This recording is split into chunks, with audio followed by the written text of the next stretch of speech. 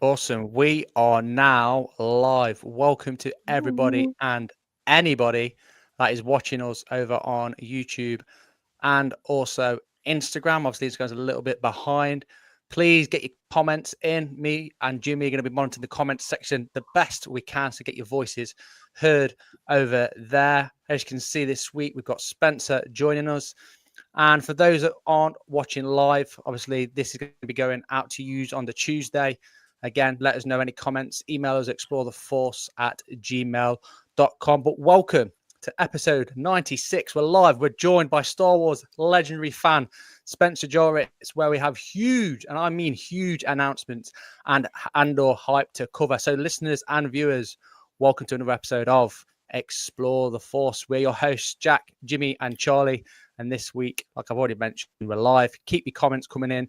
Make sure as well you're please liking, sharing, and subscribing. Now, before we crack on, we do have a tradition. Jimmy? I got a good one for the special events. Charlie, you ready? Here we go, Charlie. What kind of books do stormtroopers read in their spare time? Not sure. Troubleshooting guides.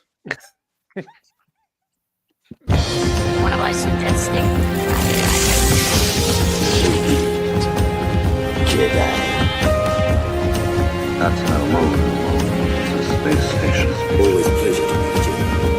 And my allegiance is to the Republic, to democracy! You failed your class.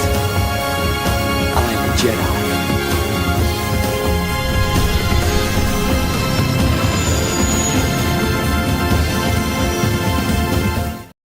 That has got to be the best one yet by a country mile. That was phenomenal. 10 out of 10. That's incredible. Oh my goodness. If anyone's still with us, please like, share, and subscribe to hear more of those. Oh, awesome. Right, Spence, we'll start with you, buddy. Thank you so much for joining us as always. How you been, mate? Beyond busy. Let's just say that we are, 30 some odd days away from Star Wars Celebration Japan. I'm leaving in 27 days myself, or maybe less. I don't even know the date, what day it is today. Hey Jeff, how are you? One of my admins over at our page, graphics guy extraordinaire. So we're. I'm indifferent to joke. What can I tell you? I have a dry sense of humor. But things are crazy. Just excited, gearing up for the Not So Virtual Cantina over in Japan. Plans for celebration, plans for future events. We're completely, mind-boggling crazy. But I also want to plug right now. We are also live right now on the Virtual Cantina Network, not only on our Facebook page, but also on our YouTube. So hey to all our VCN family. We greatly appreciate you coming on tonight. And we're going to have an announcement later tonight concerning the Not So Virtual Cantina Special Edition that I am going to release tonight on Explore the Force. Yes, it is a huge, huge announcement. And you just reminded me, Spencer, I just want to thank all your admins as well and all the people that are involved on your huge community page. Make sure those that aren't aware, get over to the Virtual Cantina Network Facebook page. We'll drop all the links again on our page as well for obviously hosting us, helping us out. Because again, this podcast that we started under 2 years ago has just expanded loads. And we owe Spencer and his team a lot as they have helped us with our episodes and promoting us. But yes, Charlie, how have you been this week? Oh my goodness, I'm doing good, thank you. More stuff has happened with the house, as you can probably see by the the very, very bare backdrop. Our spare room's been packed up. We've started packing up other parts of the house. I did not know I possessed so much stuff. Please stop buying me Christmas and birthday presents. Thank you. Thank you. Thank you. Did you Jimmy, how actually are you mean doing? that, though? No, she don't. Okay, I just want to say, because, Jack and Jimmy and I, we can make sure that you get nothing from Japan. I mean, You wouldn't We've already dare. got our list. We've already got our list. Yeah, I've sent them a list. That's what she's upgrading so she has room for all of her Star Wars stuff. Mhm, Charlie, thanks for asking. I'm doing great. Tomorrow starts spring break for my high school, so I'm pretty excited to get a week off of school at least. We've still got practice in the morning, but I'm excited to just get some chance to relax a little bit and recharge. And then we get to leave like in a month for celebration. So I'm pretty excited for that as well. Right. What about you, Jack? How are you doing? Yeah, all good. Thank you, buddy. Had a little bit of an operation Thursday. All went smoothly and well. Quite a busy week as well. Nice and chilled. And yeah, just excited for celebration now. Is it just under a month and I'll be in Japan waiting. Good to go. Lots of awesome events as well prior to celebration starting. Hence why we got Spencer on the show. But yeah, can't wait.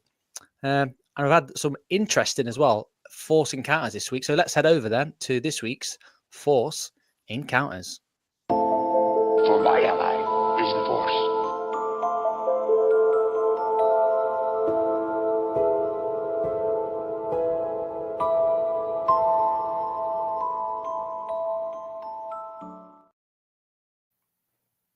Aww.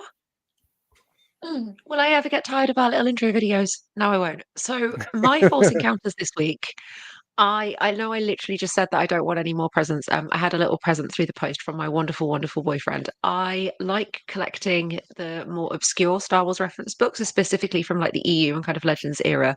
And somehow I have ended up with a really beautiful copy of the Star Wars Technical Journal. This is from 1955. Ooh.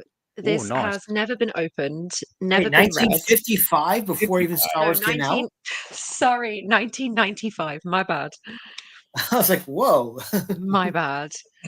And it's got all of these. I can't show anyone terribly well, but it's got these beautiful, like full-on fold-out technical drawings. It's half of it's written in character, like in universe, and half of it's written like a reference book, which I think is really interesting.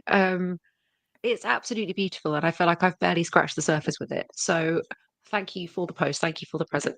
Nick, I love you. Thank you. How about you, Jimmy? Yeah, so I've been getting really into Alexander Freed's The Mask of Fear. It's eerily similar to things, and of course, leading up to Andor season 2, it's perfect because I mean, this is Mon Mothma, Saw Gerrera, Bail Organa. Like I said before, there's a little bit of some smaller characters in there that are leading the way too. But man, what an excellent book! I'm really excited to get through it. And just hanging out and getting ready to go.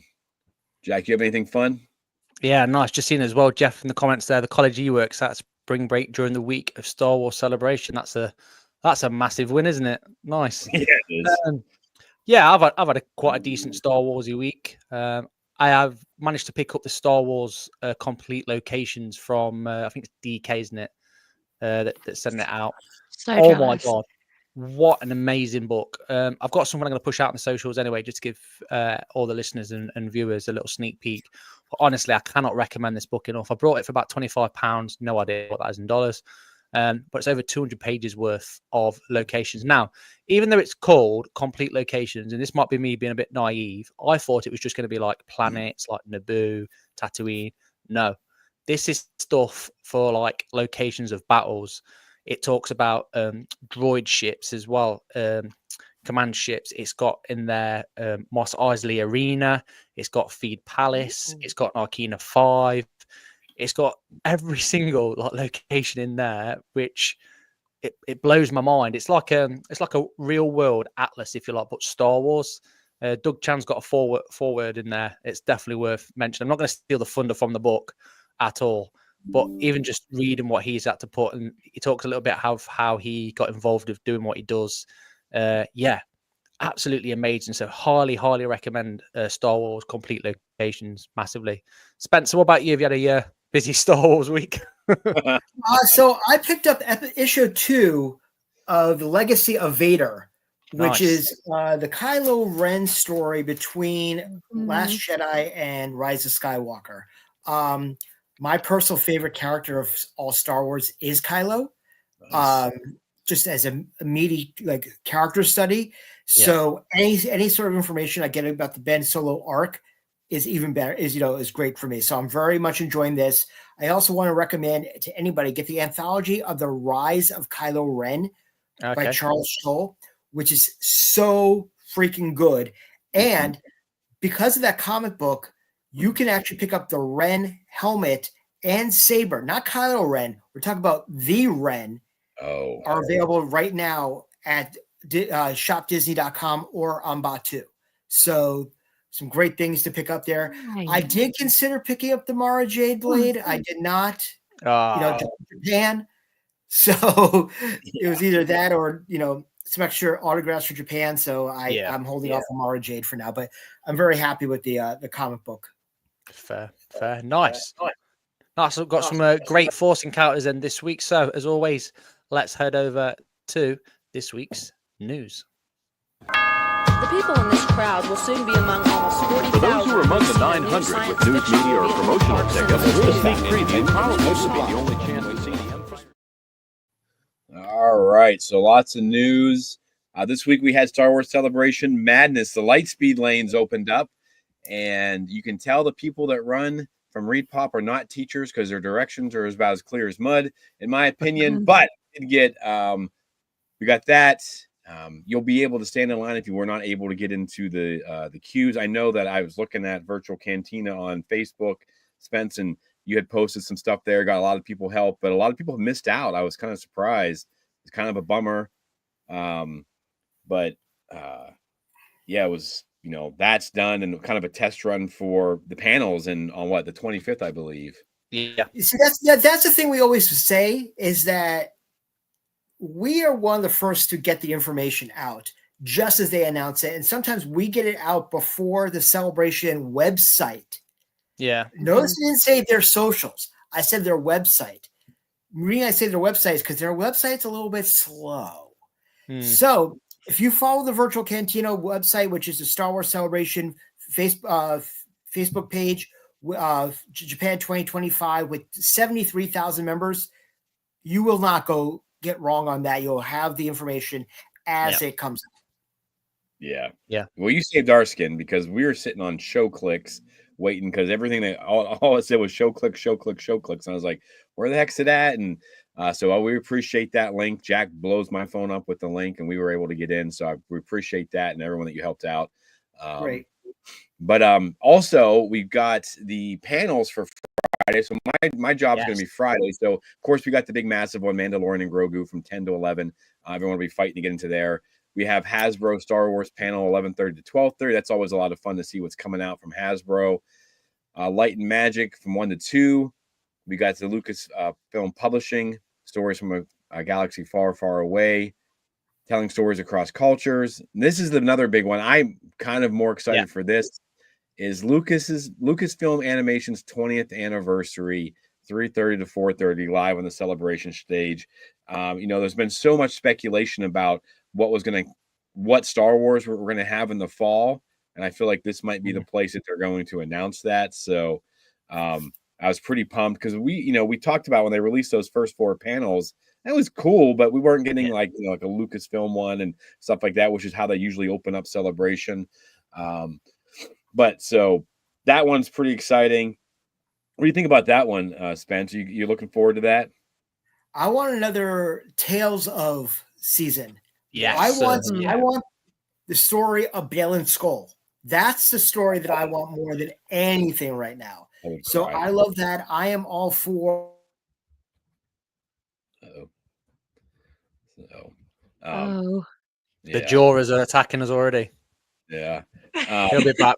Like he was saying, we all, I think everyone's crying out for some Balon Skull Tales of the Jedi for sure. Yeah, it's super exciting that they have that. I kind of slid that one under the radar, I feel like, because that's a pretty big announcement. And then, of course, if they don't, everyone's going to be upset. But they didn't say they were announcing anything new, I don't think. We also have Doug Chang's Designing the World of Skeleton Crew, which is pretty awesome. We know we love Skeleton Crew here on this channel. And then, of course, folks, you just need to mark off. Don't have plans from 11:30 to about 12:30 because the biggest panel of Star Wars Celebration will be happening. It will be Explore the Force, and we'll be talking to you about we'll be talking all about the influence of Japan on Star Wars. We've got some giveaways. We'll have stickers. We have some cool prizes. It's going to be a lot of fun. We're really, really excited to get to do that. And I believe it'll be our 100th episode or 101st. So it's pretty exciting getting to do that. So Yeah, it's going to be Yeah. absolutely huge. Spencer's just dropped in at the right time. We were just talking about there the biggest panel at Star Wars Celebration, 11:30 on the HoloNet news stage, my friend. Explore the Force. Oh yes, absolutely. So you gotta, as soon as you leave the Mando Grogu, quickly grab your poster and haul ass Great. over to Yeah. see you guys. Because we will be running. Yeah. We're a little out of breath, folks, when we start doing it. Excuse us, we haven't done our cardio for the day. Yeah, Charlie, it says 11:30. Yeah. what do you got for us on Saturday, Charlie?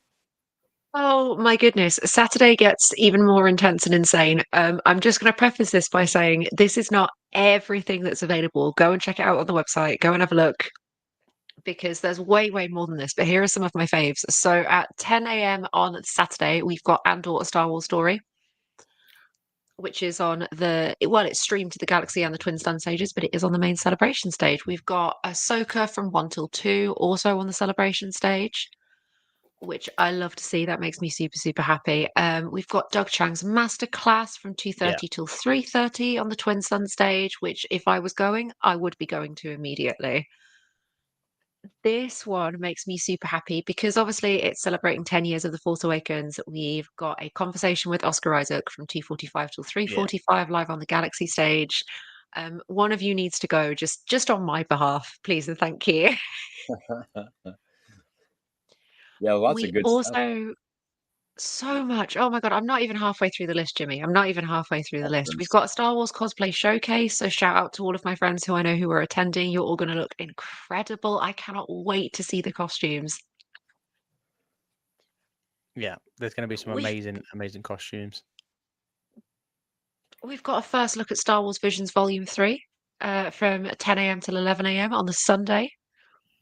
Also on the celebration stage, so get to that if you're a fan of Visions. I know I certainly was, so I'm super excited to see what they're going to be showing us.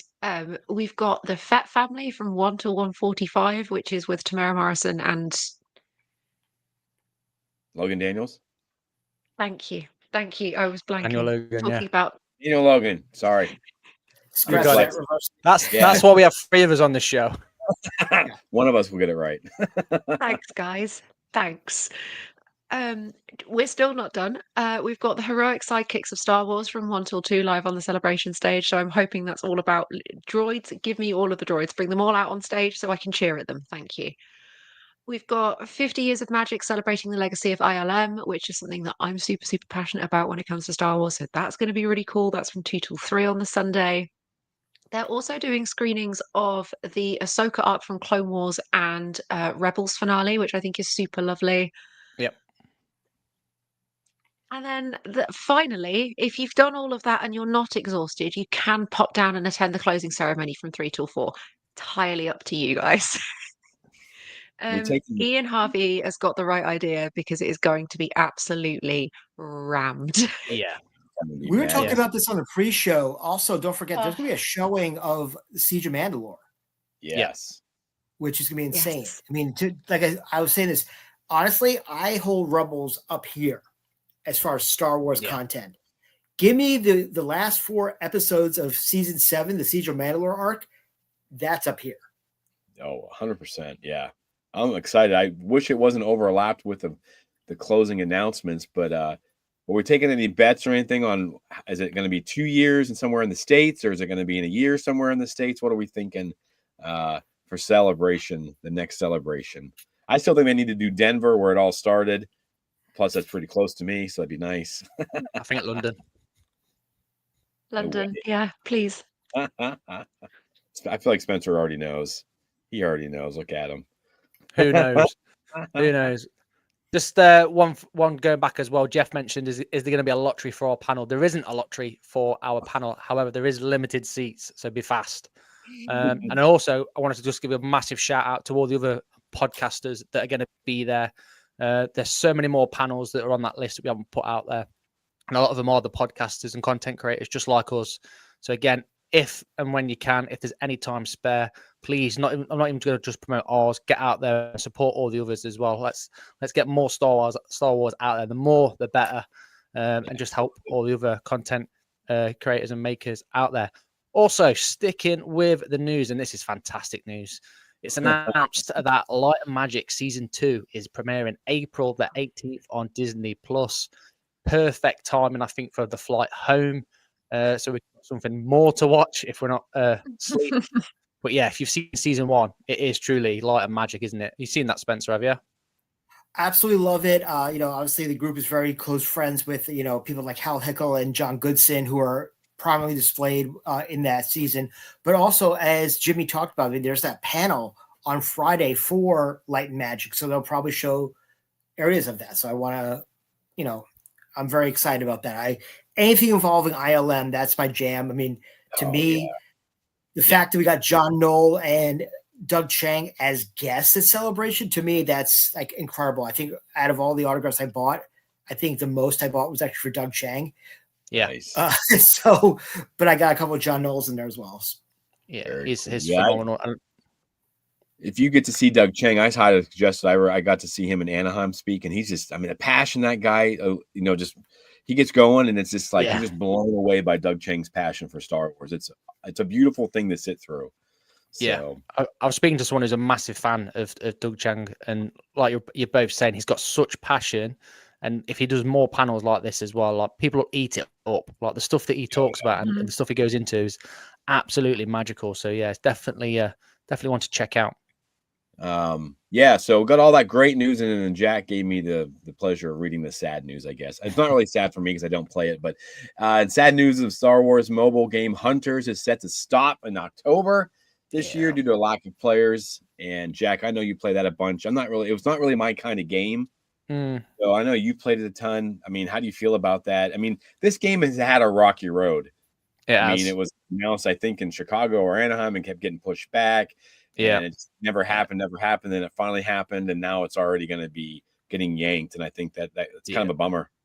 Yeah. People that were playing it, I speak to, they just get bored of it. There wasn't enough new stuff coming out. There wasn't enough variety of things to do. So I sort of get it. They tried pushing that out on the Nintendo Switch, the PlayStation, I think, off the top of my head, and also PC. It was an okay game to begin with, to be honest. But yeah, the lack of updates and the lack of new stuff really didn't help it at all. Did you play it, Charlie? I played bits of it. I played it on my boyfriend's tablet and also on the PlayStation. And yeah, if you were a Fortnite fan, it was an alternative to that, I suppose. But it never felt like there was much of a challenge. Every single game I played, I won, and I'm not a good gamer. Like if anyone who's played me against like in Call of Duty, I'm awful. So how I managed to win, I don't know. It just it didn't grip me. Spence doesn't have to.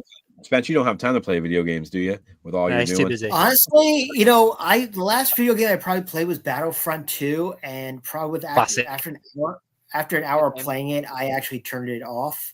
I am the worst video game player. I'm like, oh my god, I want to buy a system, I want to play it, and my wife's like, you're gonna be using the system as a Blu-ray player. I'm like, yeah, but I want to play this game, I'll play it.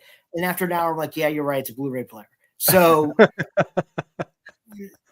Unfortunately, I wish I had more time for, to play these video games. Attention span and other things that cross my mind. It's like, I would say that ADD is my superpower, but it's my kryptonite as well. So, I feel you. What other news we got, Charlie? Oh my goodness! I've lost my place in the script. Everybody, hold on. So we have some exciting news about Young Jedi Adventures, which has won at Children's and Family Emmys.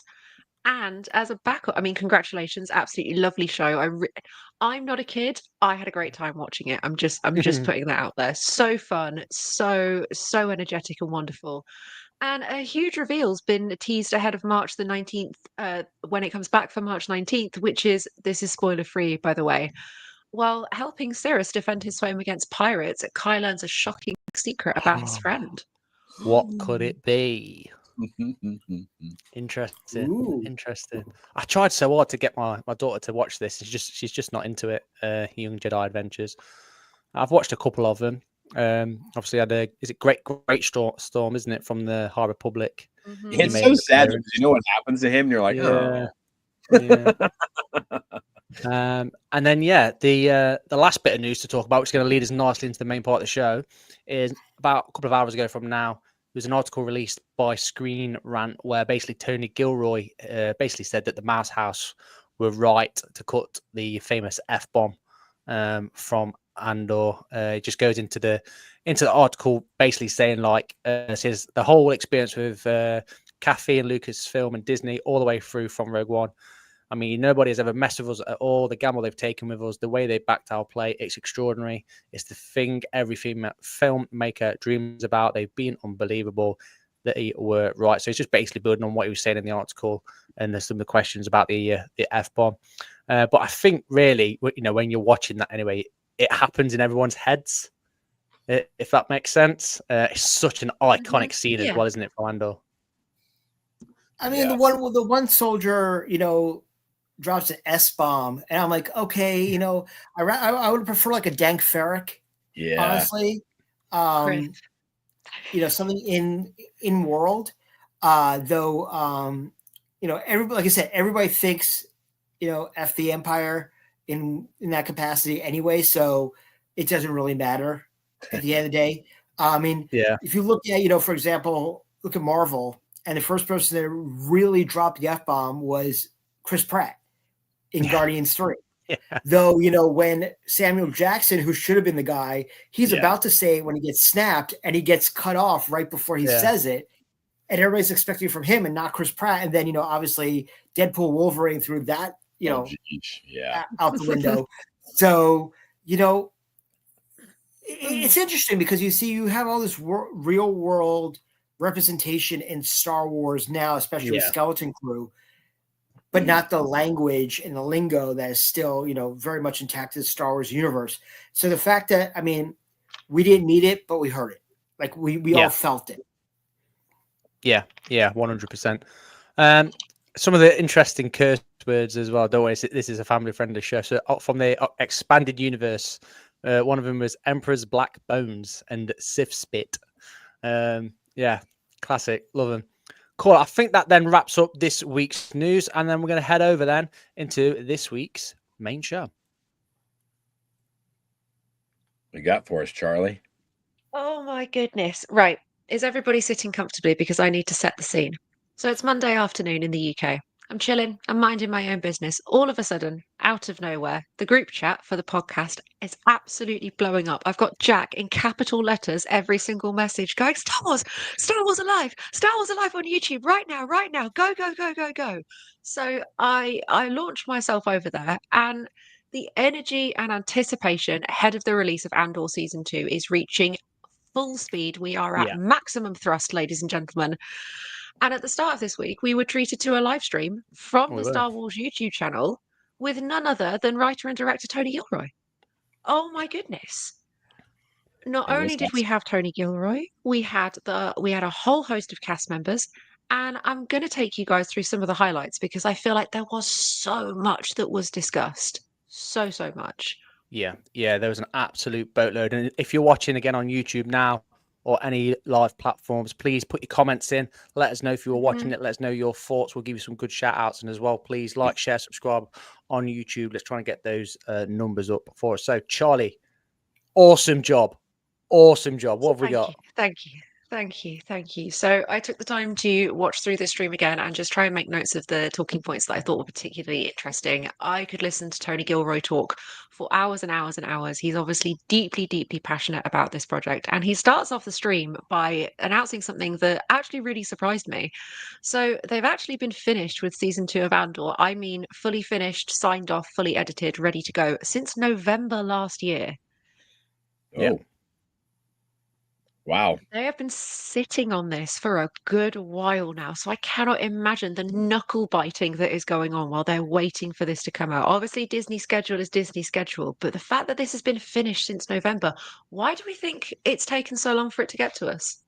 I just think that writer strikes and delays and things like that probably pushed everything because Skeleton Crew was a year past and everything like that. But yeah, that's my theory. What do you got, Spence? So I would agree with that, but I'll also say that honestly, as we talked about with Celebration, there's not really much as far as release, which is probably why there's not a Lucasfilm panel at all.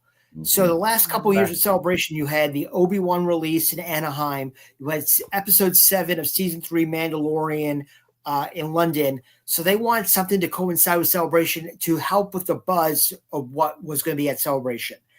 So I think that there was just a timing wise, it lined up when they had to figure out. Now, I know they talked about in the show, Tony Gilroy talks about en masse, 3 episodes a week, which is going to drive us bonkers, especially when it's like the VCM, we do a watch along. Yeah. Every single week of an episode, and we're going to have to watch 3 episodes, and if they're 45 minutes apiece, I'm not getting in bed till 2:00 a.m. on the East Coast in the United States. We get it. So, I understand that, but still, I'm excited. I mean, to me, for those who are fans of the OT, we've been hungry for a nitty, dirty, gritty Star Wars, like a very adult themed Star Wars. Now, there's a lot of people out there who didn't like the slowness of it. We have one member who, who didn't think there was enough pew pew. But after the trailer, he's very excited for more pew pew. Personally, as someone who loves a slow burn and is a character study type of, person, I love season 1, and I'm excited for it to eat up. Now, the one thing that Diego has said is that this show ends 10 minutes before Rogue One starts. Yeah. So what you're going to have to do, like for example, we're doing a watch along right now of season 1 that leads up to season 2. We're going to have to we'll finish season 1, go into Rogue One, and every time I watch Rogue One, I have to go watch A New Hope just because I'm like, my mind's like, oh my God, we're at Tantive 4, we got to keep on going. So he says you have to have another 2 hours to watch, episode Rogue One. No. You need 4 hours after you finish Andor because you need to watch A New Hope and then you can stop.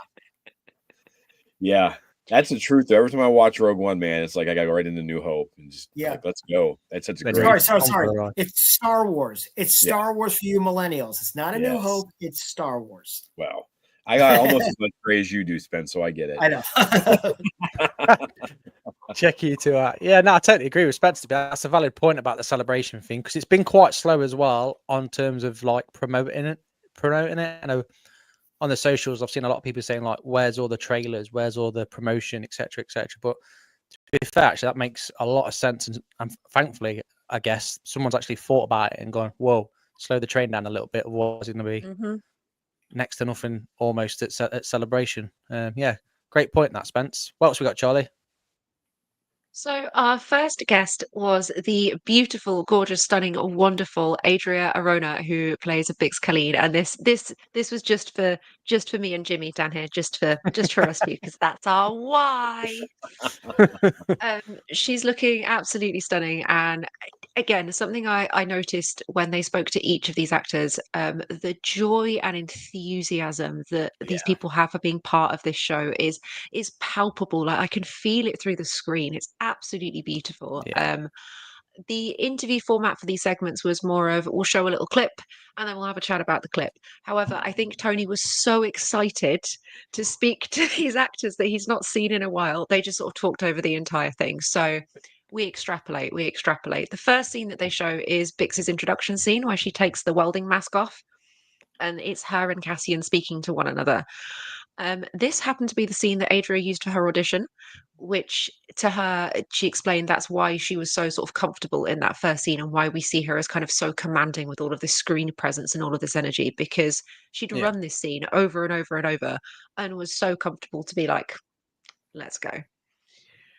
She spoke very, very candidly about how exciting it was being on the sets. I know this is something that Dawn spoke to us about. This is something that Marty's also spoke to us about, is they want to go around and touch everything, touch all the buttons, move all of the dials, mess about with all of the levers. She said she felt like a kid in a candy shop. It was so unbelievably exciting. I wouldn't be able to contain myself. I'm sorry. I'd be awful.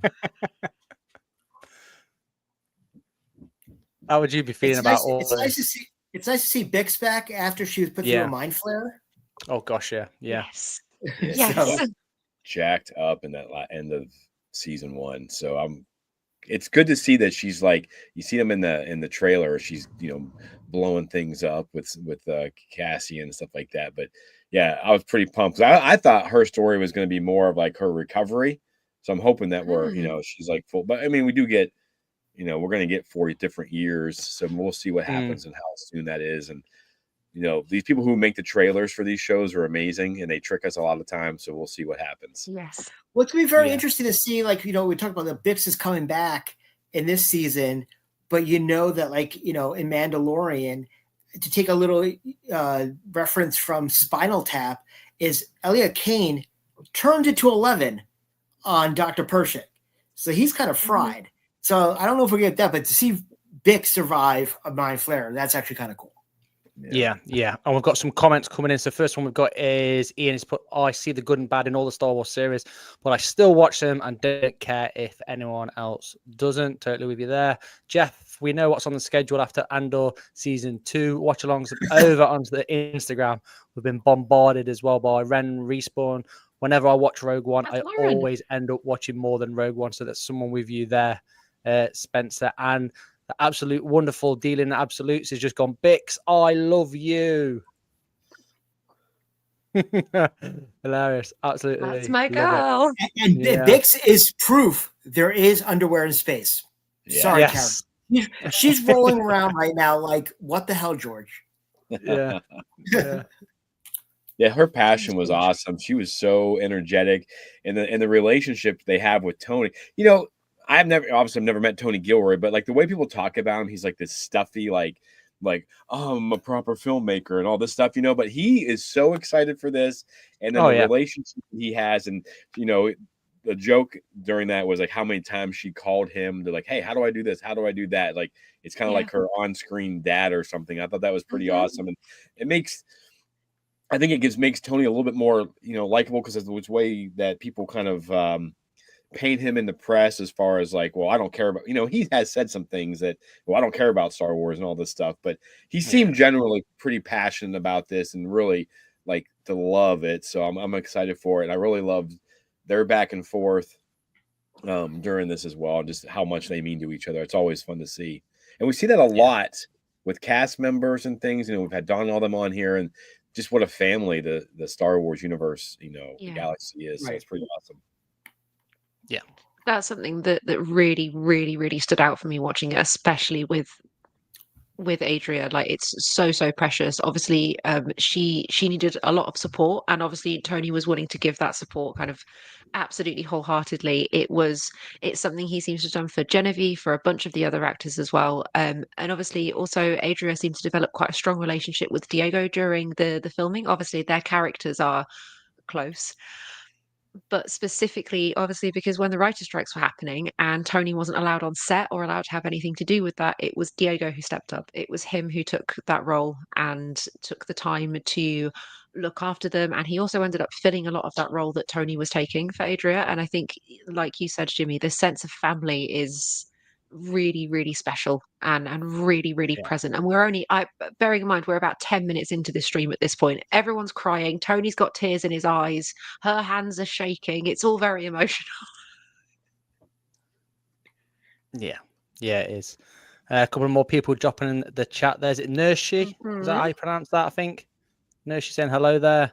I think so. Nershi. Tessa, who should definitely be in bed now. Hello. Yes. Yeah, and the wife. Hello. Awesome. Right, what else have we got, Charlie? Oh my goodness. Right, I will wrap us up with Adria again. Absolutely lovely. Obviously, however, one point she does specifically say, "I'm never going to be her again." In reference to Biggs. What does this mean? What does it all mean? What does it mean? Because Tony made some ums and ahs about it. Hi, Nick. And bless her, I think she wasn't sure if she'd said too much or not said enough, or whether she was allowed to say that. She says twice over the period of her little interview about not being Bix anymore and not playing Bix again. What? Don't take her away from me, please. Excuse me? Yeah. There we go. Someone just showing some support for VCN as well, saying that's correct. Shout out to Spencer for answering some of my questions to do with Celebration. Will be my first time. Cannot wait. Again, I can't recommend the VCN group enough. London was my first Celebration. So yeah, just keep hounding Spencer because he's not busy at all with all your questions, and he will get an answer All the to free time in the you. world. You know, it's funny about that is because in the last couple of weeks, we've actually started moving me into another realm of the group and promoted a couple of people to admin, so they're going to handle the day-to-day just because like I was answering everything.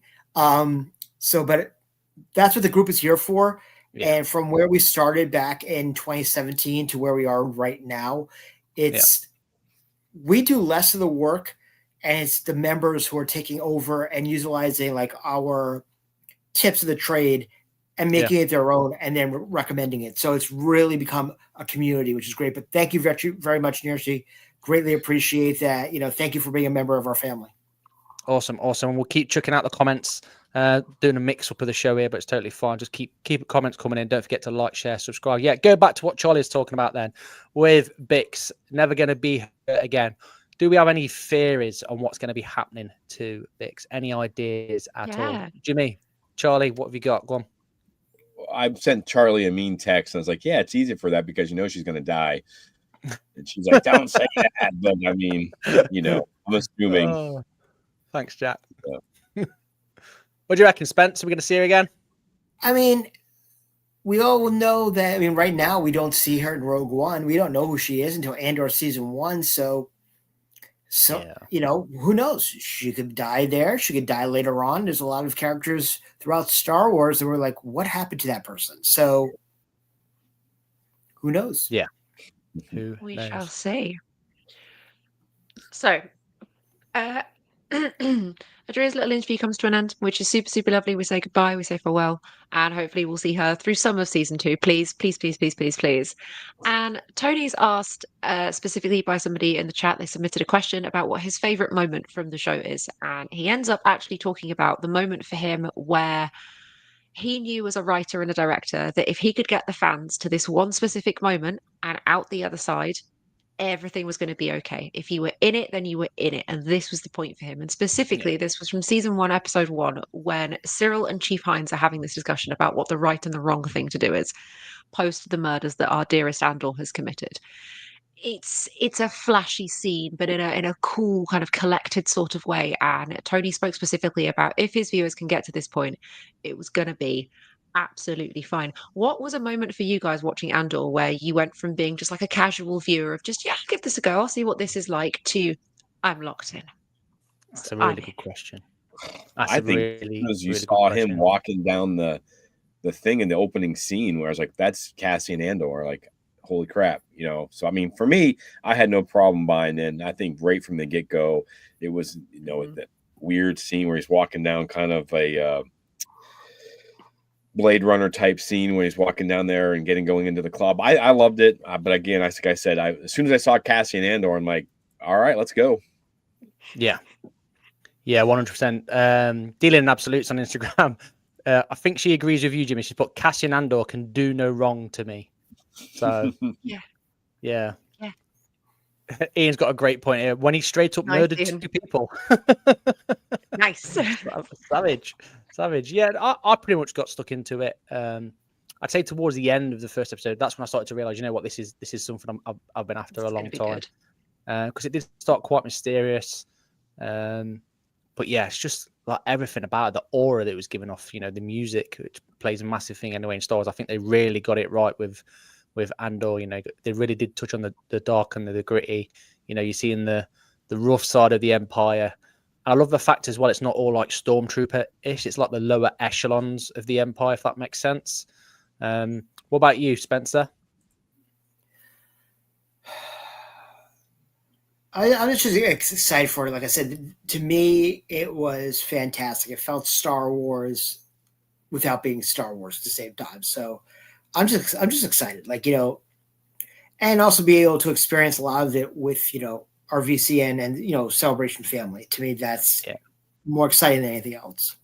Yeah. There's some great comments coming in. Jack against put Cassian committing war crimes, Charlie. He's just a precious boy.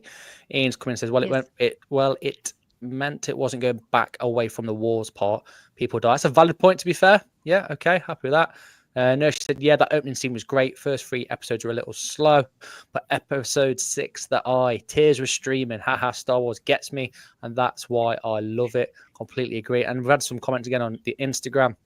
Ren Respawn said all excuses for Mr. Andor, and Dealing in Absolutes said the big heist, and also I can't swim. She said that she cried about this the other day, talking about it. Awesome. Awesome. We went and had coffee a few days ago, and she was talking to me specifically about that scene and was crying at me over her can of Coke and Waterstones, legitimately, just in public, about I can't swim. So she feels deeply, Such a does our powerful arc. Sydney. Bless her heart. Yeah, it's such a powerful storyline, isn't it? That Narkina scene was absolutely unreal. I love this from Yes, Jeff as well. Jeff. Space cereal and blue milk sold it for me. I think blue milk got a lot of people in New Hope as well, right? But the thing is, you have the stereotypical, unfortunately to say, Jewish mother right there while he's eating his Cocoa Puffs, right? It's kind of like, I can empathize. I get it. Kind of scenario. Yeah. So, but it's nice to see her back and all gussied up in the trailer for season 2. Yes. But it also makes me very excited because, let's face it, I'm going to cross the streams right now. She was Mrs. Figs in Potter. Yeah. So, we got a couple part between her and Fiona Shaw in there. It's kind of like, okay, cool. We get to see multiple people, from that era. Love it. Absolutely So love it. I love as well. I love how Spencer announces Potter. Like British people, it's Potter. Well, but it's also it's the Falcon, not the Falcon. It's the Falcon. It's Millennium Falcon, mate. No, it's the Falcon. It's a Falcon. We need to do an episode on accents and pronunciations, Star Wars, don't we? Jeff Caffrey, who's an actor, he always says Leah. It's no Leia. He always says Leah because the one general in A New Hope that says this plan brought to you by Princess Leia, and I'm like, no. Yeah, right. Okay, this is going to be a next episode. Right, back on track. Charlie, take us. Keep us on track. Please, come on now, come on. So our next guest for this wonderful live stream is the beautiful Genevieve O'Reilly. I feel like I'm just sat here just absolutely dribbling over these women. I'm so sorry. I'm so sorry. Who plays the iconic Mon Mothma. And when asked the question, how did you feel about season 2, Genevieve, she stops and goes, oh gosh, it's good.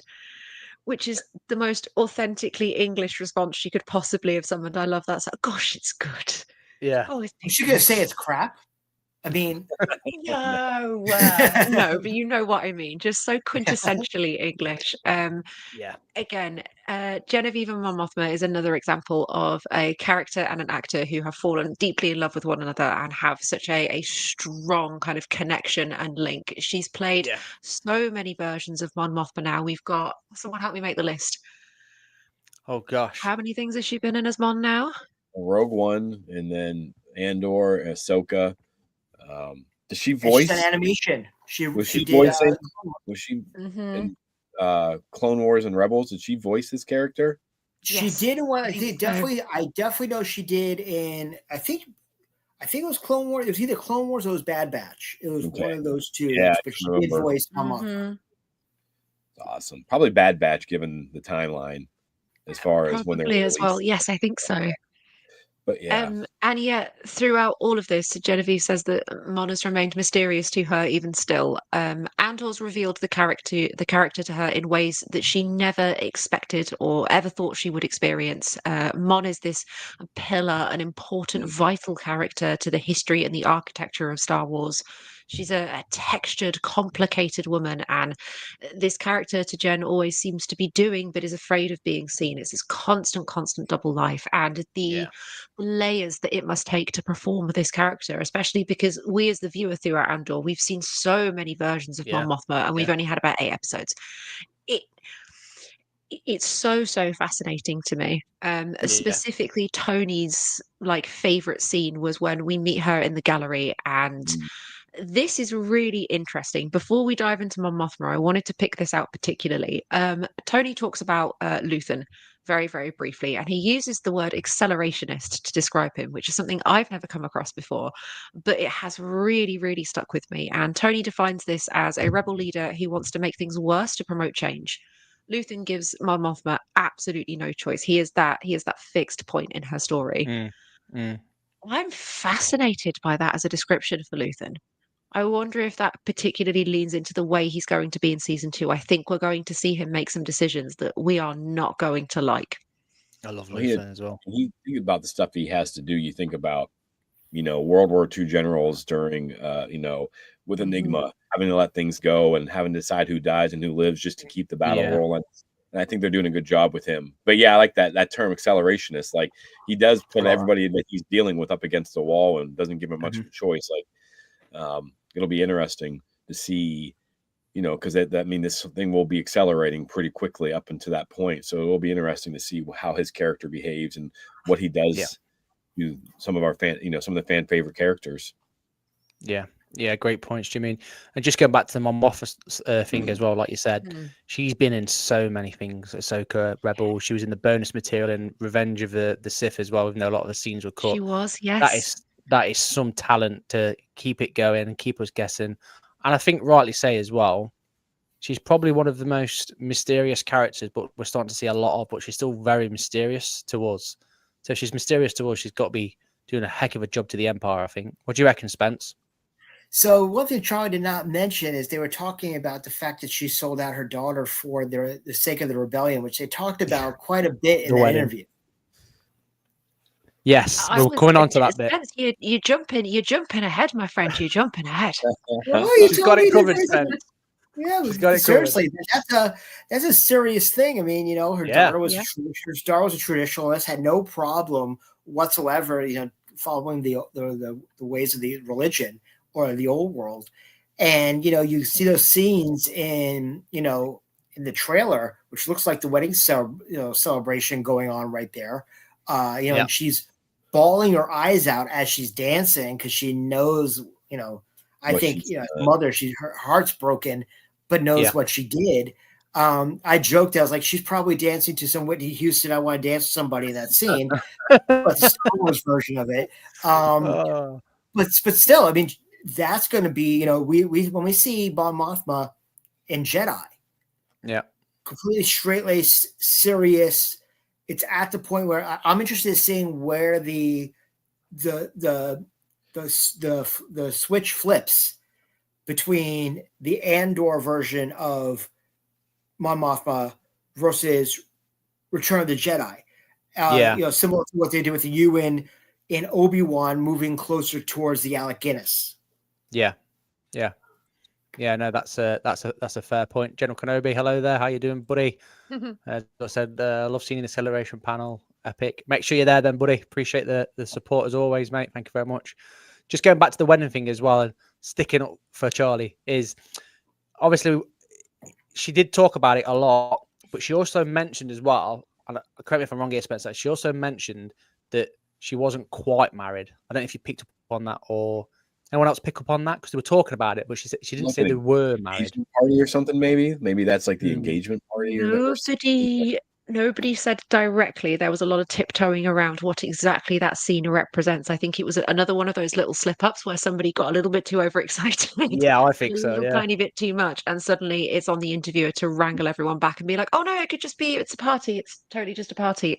Probably like screaming in the host's ear, "Shut them up!" Could you imagine the aftermath? It's why I love the live stuff because they do drop these little nuggets, really. But again, as any Star Wars fan, we grab these little nuggets and we turn them into ginormous planets. Yeah, it's called turning mountains into moles into mountains. What I thought was really interesting is specifically about the idea of marrying off Mon Mothma's daughter to Davos Golden Sun. This wasn't Tony Gilroy's idea. This was actually co-writer Beau Wilmot. Sorry. Wilmot. Who called halfway through writing of this particular part of like the script and requested the addition, and Tony was, "Oh, we can't possibly do that," and Genevieve was, "Oh my goodness, we can't possibly do that, can we?" So of course this all had to go back to Disney and Kathleen Kennedy for them to deliberate and decide, and here we are now. There is clearly a huge collaborative relationship between the writers and the production team. Tony Gilroy is incredibly open about the fact that none of this would work the way it had without the collaborative effort of everybody. And he does go into detail about that a little bit later on in this interview, which I will touch on. However, I wanted to give a shout out to some of the production people, some of the costume designers. Luke Yes. Holland is one of the production designers who helped create Ferrex. He was responsible for the gloves on the wall, the writings on the bricks, all of these tiny details that made it feel like so real and so lived in. They realized very, very early on that Tony and Luke worked together very, very closely and understood that they'd have to design every single visual aspect before any kind of writing could take place, Yeah. which I Yeah. think is beautiful. I think this is like why George packed everybody up and went to Tunisia. It was like, we're not doing this unless the location is exactly what I need it to be. It's Yeah. that you throw yourself in and you throw yourself in at the deep end. A huge shout out to Michael Wilkinson, who was head of the kind of style, the innovation, a lot of the creativity that you see on set, a lot of these little tricks and tips, and a lot of these costuming things. He's responsible for Mon Mothma's gowns, and apparently in season 2 we are getting even more of that. This is the man who's responsible from bringing the spectrum from couture all the way down to like the grit of Ferrex. He covers all of that, and that blows my mind. Absolutely blows my mind. The opulence, and the poverty that's contrasted against each other is such an integral part of the show, and I think they've represented Yeah. that so beautifully. But there's more. Anybody have any thoughts and feelings? There's more. There's so much more. Does anyone have any thoughts and feelings for that before I move on? He I did think get a that lot of praise. the marriage thing is a way to, because you get Mon trying to like maybe back out a little bit. This marriage there's no turning back now. Like she's in, and I think that's an excellent point. Like just with the plot, because like once that is established, this season, because she's hesitant, she's freaking out, she's scared the whole time.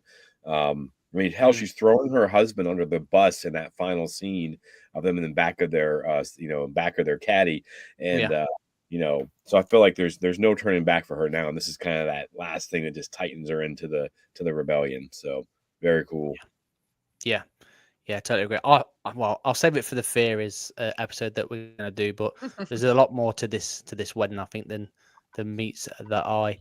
But yeah, Michael Wilkinson was getting a hell of a shout out on the live, and rightly so, with the amount of work and effort that him and his team have put into all these costumes and dresses, and that is, the whole team worked absolute magic.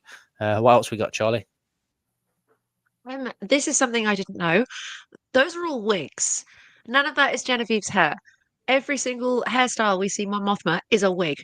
Now listen, Sydney and I have made many a game over the years of watching stuff on television and going, wig, real, wig, real, wig. I had absolutely no idea. As a connoisseur of wigs myself, as a wearer of wigs myself, had absolutely no idea. Shout out to Emma Scott, who was head of hair and makeup for Andor. You did an absolutely sensational job. I had no idea. I was bamboozled. Yeah. Absolutely incredible. Tony has clearly taken risk with writing the characters as the way that he has, so bold, so open, so honest, so unbelievably raw. And I think especially Mon Mothma, you've got this powerful female character. It could go so many different ways, and in fact, it's all gone perfectly.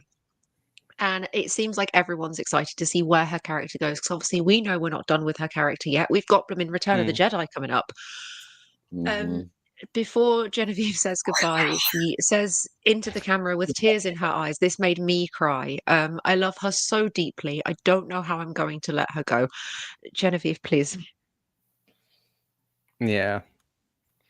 She put a lot of time and effort into the character, and she's done a absolutely fantastic job. The next person that was coming on the show, Melshi Duncan Powell. Again, this is all Charlie's work. The best part of this bit was when Tony Gilroy flexes Narkina 5 shirt. Not gonna lie, hell yeah, that was insane. The sales for that must have gone absolutely crazy. But yeah, speaking about from Duncan Powell, he said that it's the biggest thing that's ever happened to him in his career. Seeing Melshi going from Andor to Rogue One, and it has clearly still overwhelmed him. Again, like Charlie and yourself, Jimmy mentioned, all these people are absolutely going insane about it. Ian's off the bed as well. Night, Ian. Thanks very much for joining us, dude. May the force be with you also. So Melshi is like the impulsive boldness to Cassian's hesitation. Cassian would not have succeeded without his friend, and their bond is incredibly special. They do talk about this on the live interview, and it actually brought up a scene I actually thought was hilarious. You know, where they're running across the beach, and the net grabs them. I can't think what those two creatures were called or the names, because I'm sure they had a name. You know what I'm on about with the net? Regardless, I loved them. It was a brilliant, brilliant scene. Yeah, yeah. And then like Tony Gilroy mentioned, you know, the scene where they're both saying goodbye, super powerful. Many callbacks to Rogue One, where they're on the beach, the horizon line, it all just lined up perfectly. So the scene is vital going into season 2. It's actually filmed in Blackpool. So big shout out to any people in Blackpool listening up there. And rightly so, it's freezing cold and incredibly windy. But yeah, he said he learned every day. Go on, Charlie. No, I wasn't actually expecting Duncan Powell to be part of this interview. I think Oh, I assumed they'd be picking somebody else, but I think a lot of people forget how important Melshi is, especially his place in Rogue One.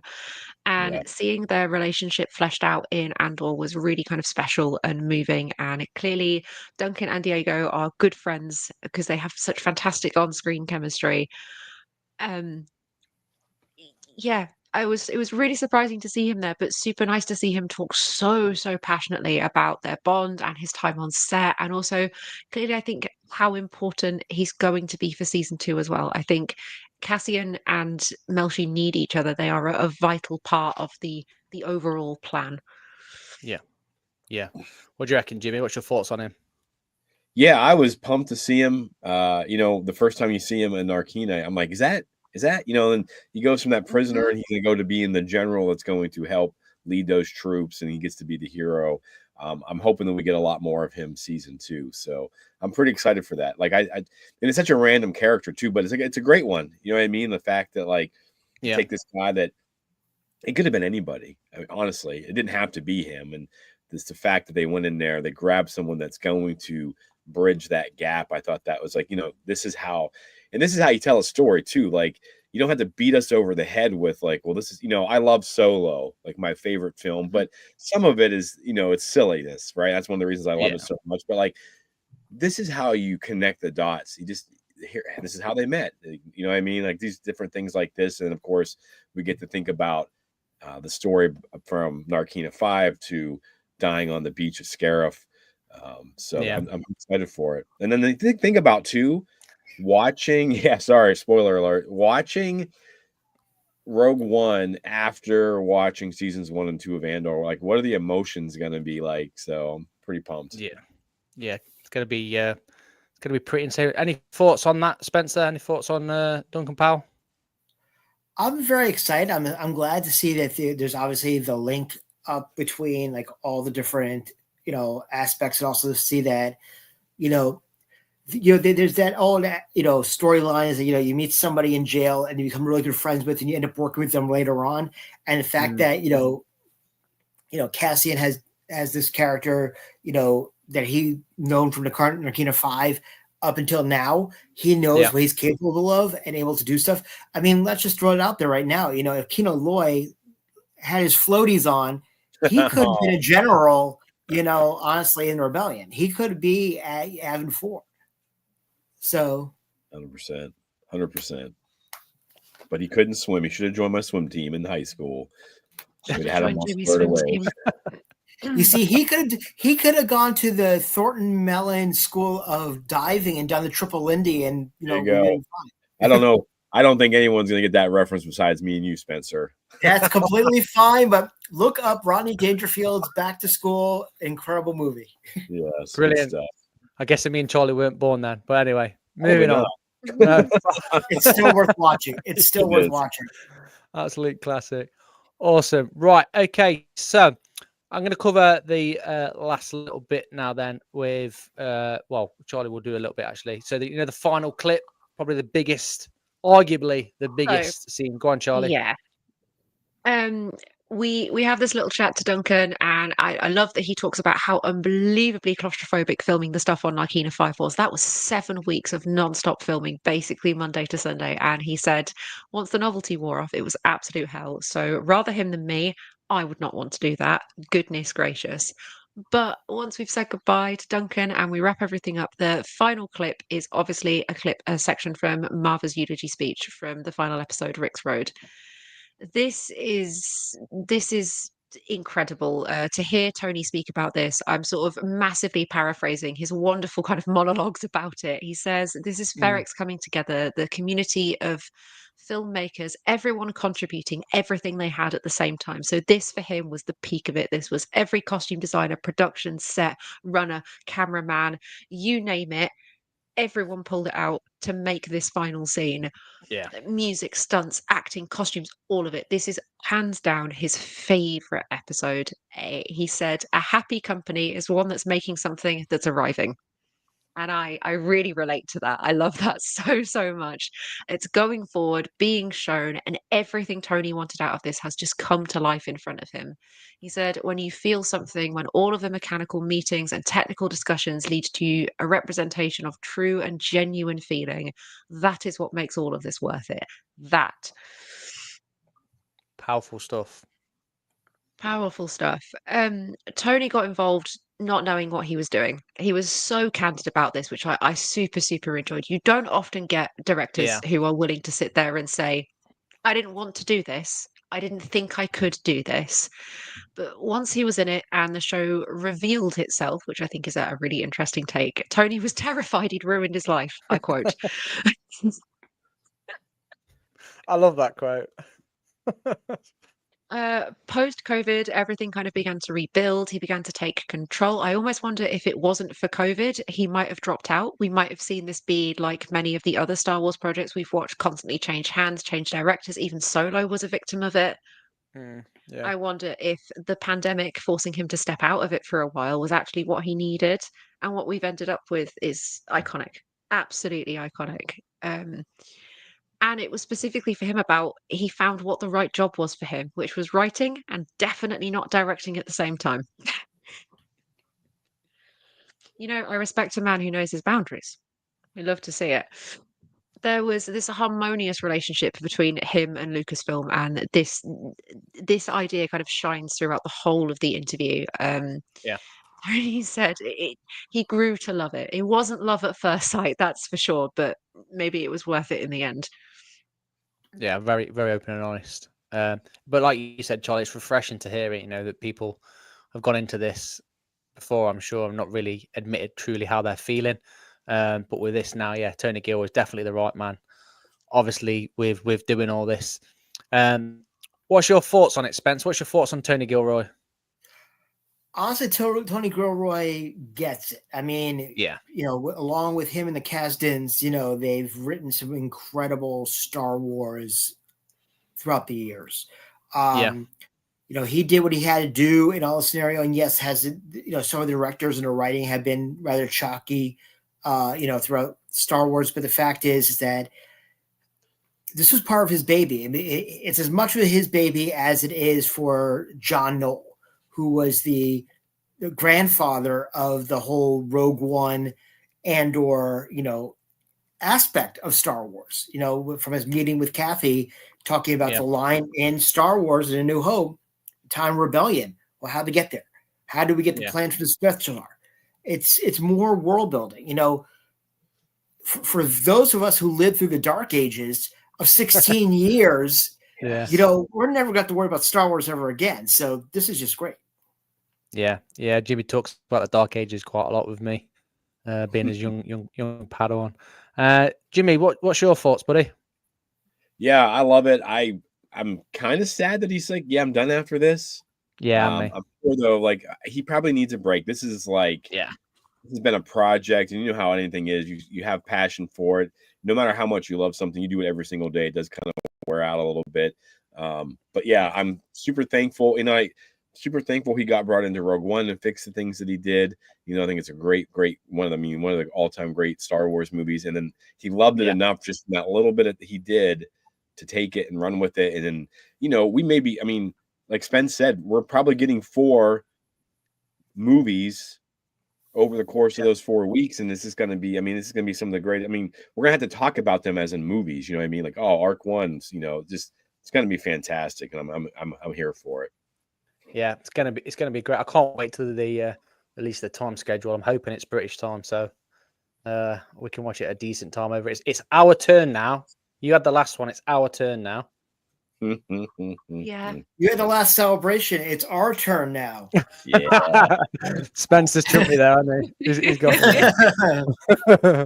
fair one. Okay, so the next character that before we move on, we've got two more things, and then we're going to do a massive the announcement stuff with Spencer, the VCN crew. So two more things. I'm nearly done talking everyone's ears off. Thank you for bearing with.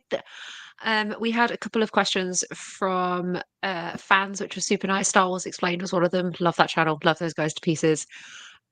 One asked, Luthen is a morally grey character. What inspired his personality and his backstory? And these are direct quotes because I was fast enough to write them down.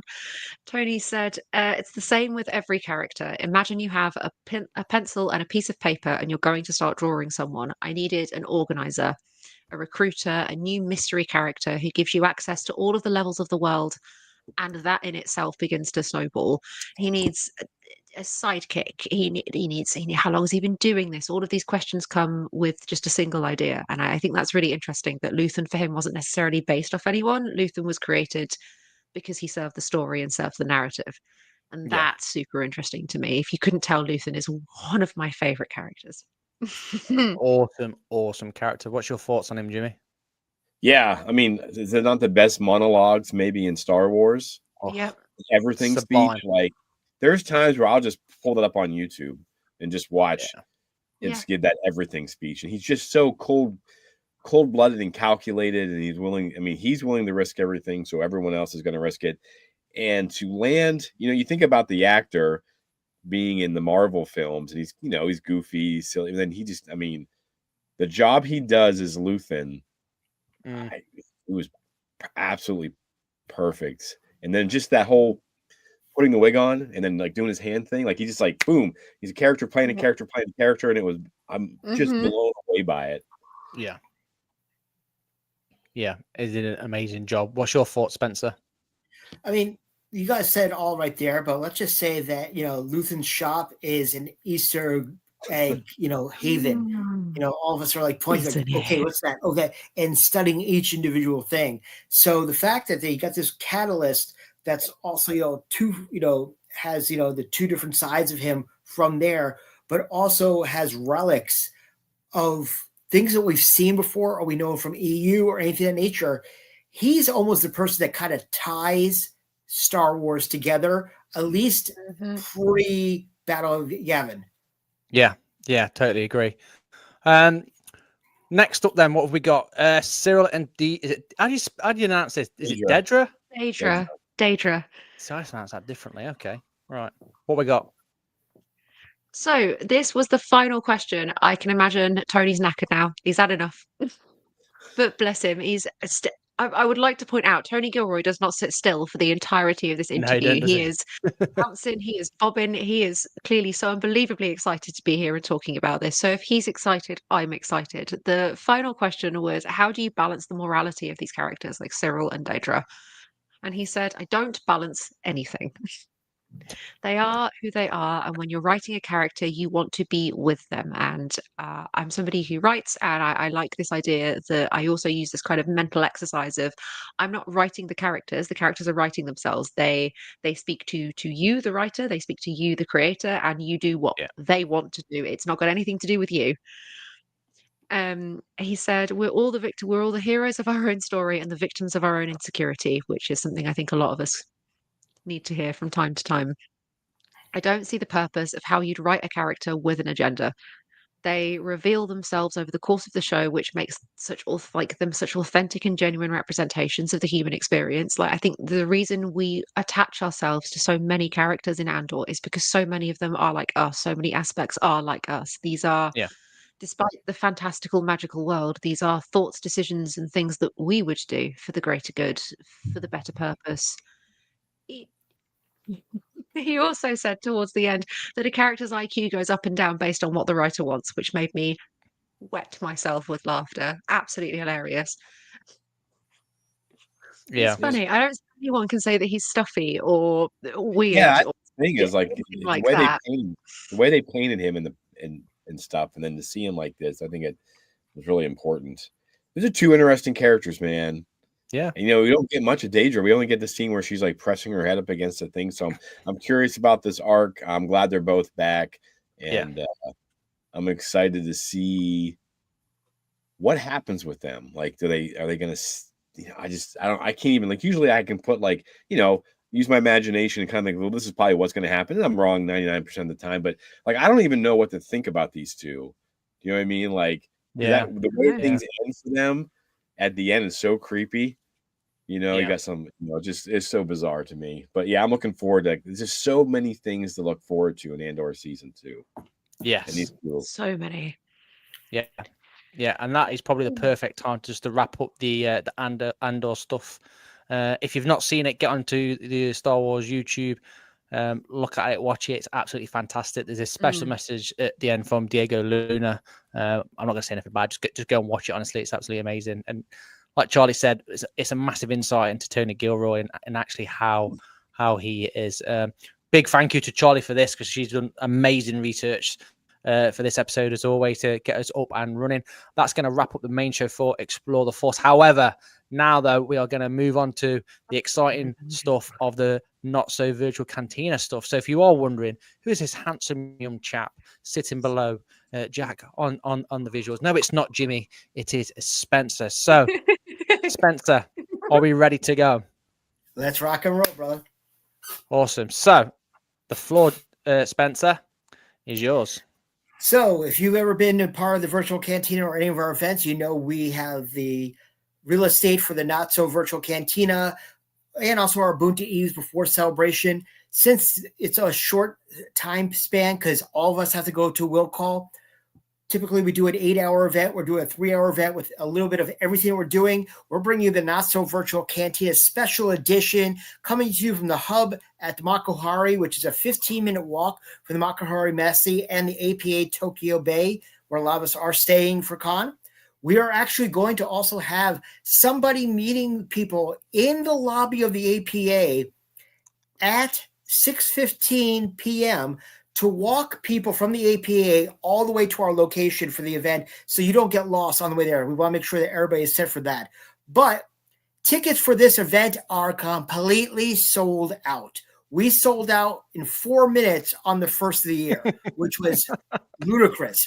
I couldn't even keep up with doing 25%, 50%. No, my phone was blowing up. So we are completely sold out, and we have a waiting list to get full-fledged tickets, 75 people deep currently right now.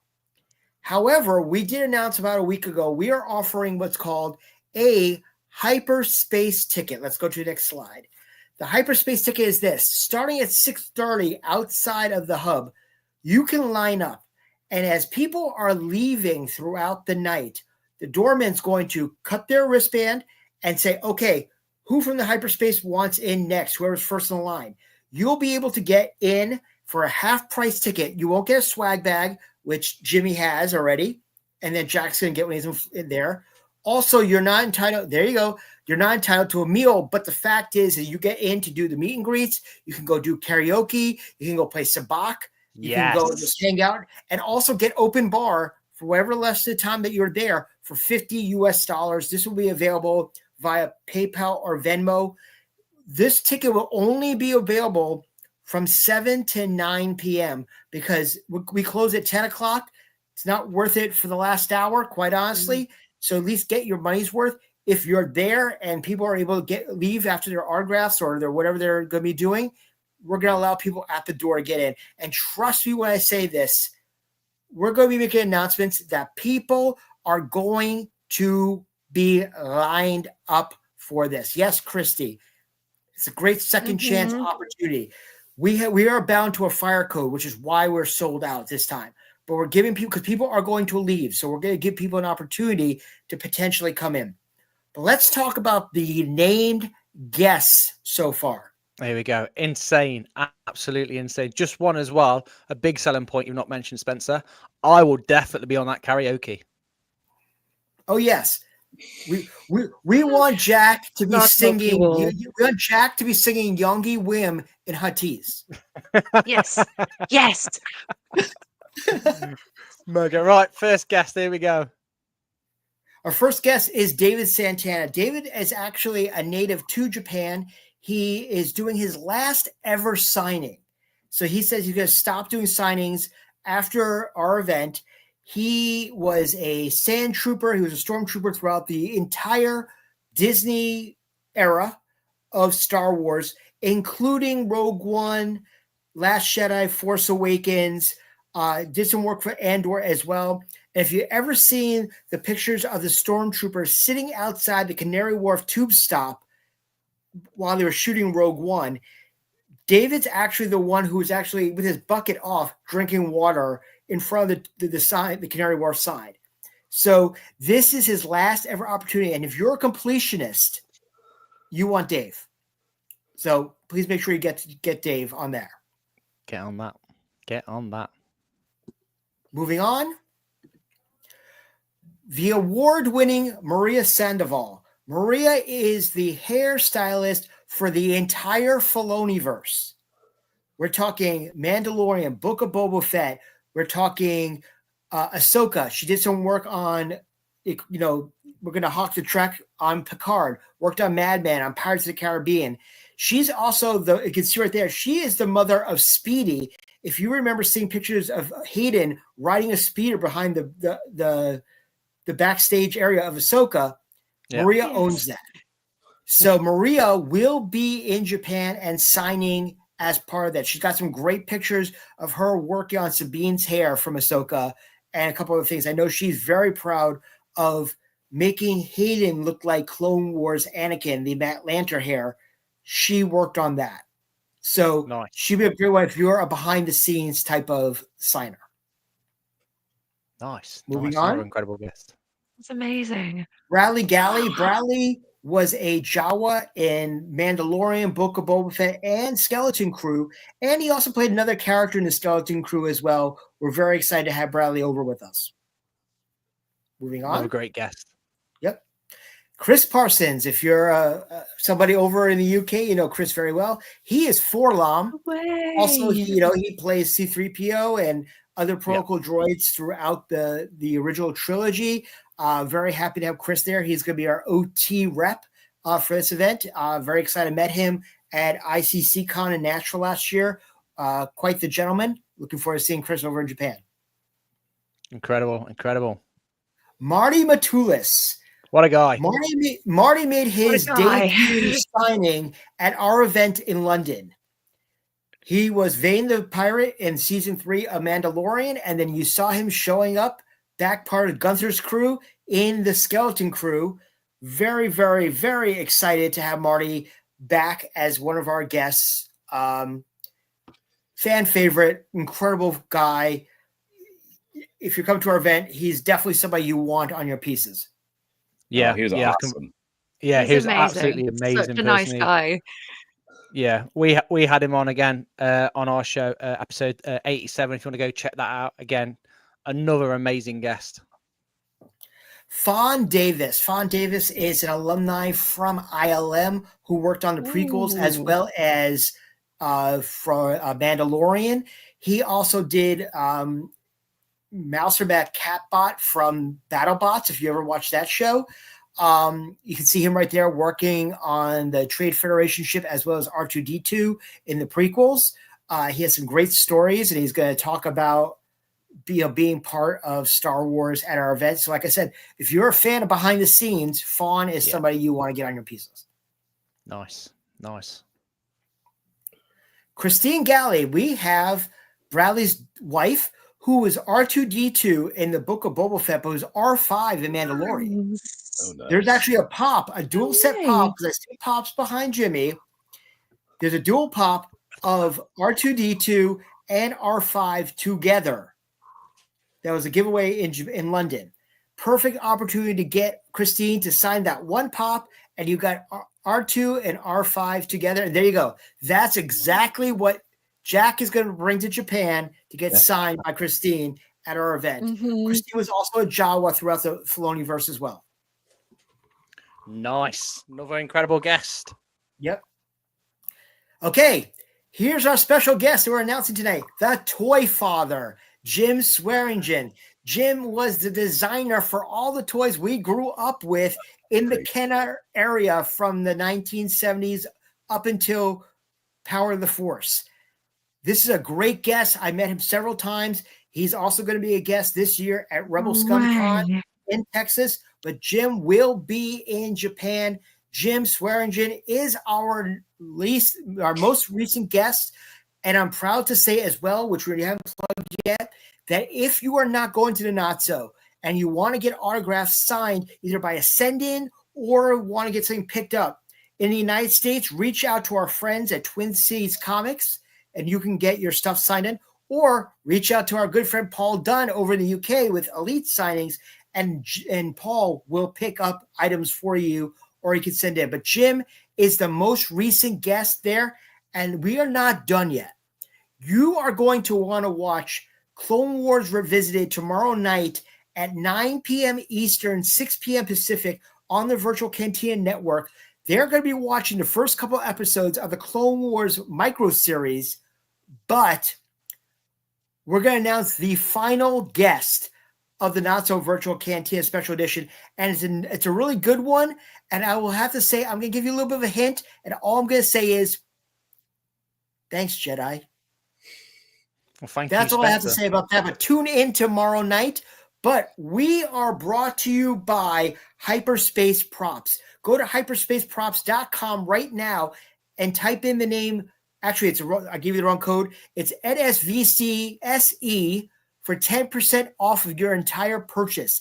You want to get Sabak credits? You want to get stuff for your cosplay? Hyperspace Props is the place to go. And also, if you do your order, get your 10% and message the owner, Michael Hyde. He will have your items etched with Star Wars Celebration 2025 on the back of your Sabak credits.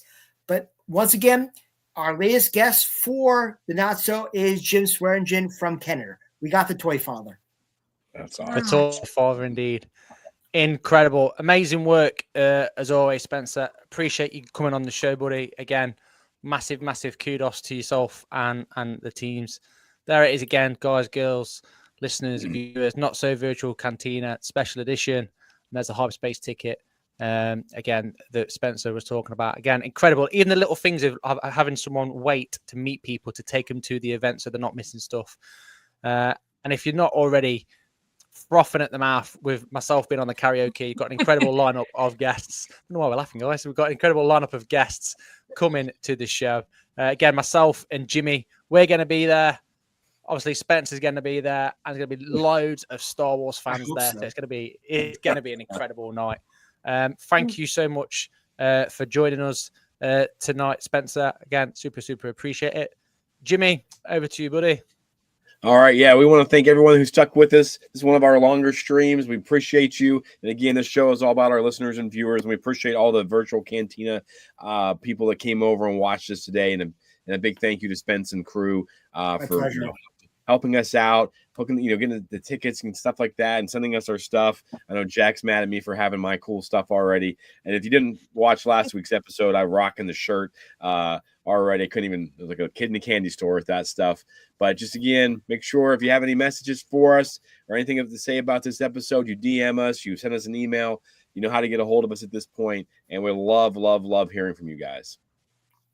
We absolutely do, Spencer. It's been a joy and a pleasure to have you on. I do also just want to say, Hyperspace Props are the people who made my hero costume, and it is absolutely immaculate. 10 out of 10. So if you need anything cosplay related, I cannot recommend Emily. I can't recommend them highly enough. They're a fantastic, fantastic team. Well, thank you guys very much. Yeah, like literally, thank you guys so much for everything, and thank you for obviously being a part of our Virtual Cantina family. I love what you guys do and keeping the fandom positive. And that's the most important thing we could do at this particular time is that, just enjoy what you like. You could dislike it and disagree, but we're all adults. Let's be adults. Mm-hmm. I always say that George wrote it for kids, but we're adults fighting over a kid's property. Mm-hmm. Maybe we should put our egos in check a little bit, and just enjoy it for whatever you like it for. And that's the most important thing we could do for Star Wars, because it's such a big part of who we are. And it's part of who everybody is. And then Star Wars Celebration itself is the ultimate time of people to be whoever they want to be. And that's the best thing about it. And on that wonderful note, thank you, Spencer. Remember, if you are watching and or listening, like this episode, share it with your Star Wars friends and family, and follow us on all our social media platforms. All you have to do is search Explore the Force, all one word. And if you're watching on YouTube, don't forget to like, share, and subscribe. All right. Again, thank you for everyone that stuck with us all time. Spence, again, thanks for coming on. We cannot wait to meet you in person, sir, at this amazing event and just enjoy 3 days of Star Wars celebration together. For all of us, we have spoken. We'll see you guys next week.